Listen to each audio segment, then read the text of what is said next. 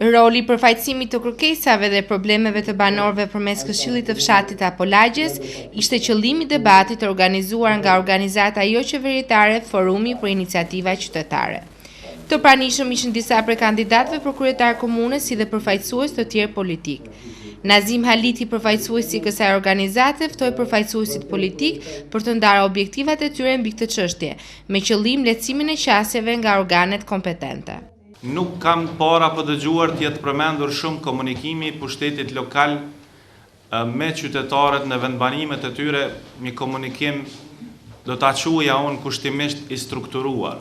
Ligji për veçeverisje lokale në nenin 34 i nxit komunat që të vëjnë kontakt dhe bashkëpunim me vendbanimet e veta. E përfaqësuesit politik prezantuan platformën e tyre mbi realizimin e strategjisë që ata do të ndjekin për ndërtimin e këtij nivel komunikimi ndërmjet komunës me këshillat respektive. Ne jemi shumë të vetëdijshëm se për marrjen e vendimeve të drejta duhet të kemi vendimarrjen prej bazës. Janë përfaqësuesit e lagjeve dhe të gjitha grupeve të interesit ata që e dinë më së miri për nevojat e tyre.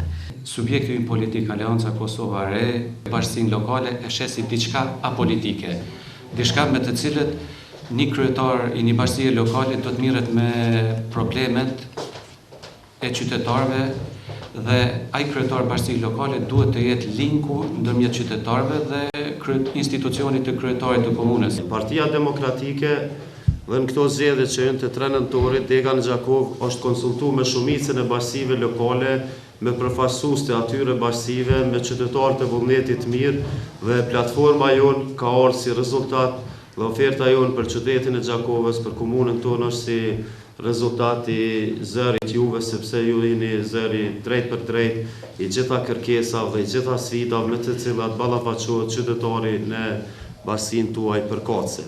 Kemi pas një proces demokratik, një garë mjaft të rëndësishme, edhe me disa vrejtje caktume që unë nuk e kanë prish procesin.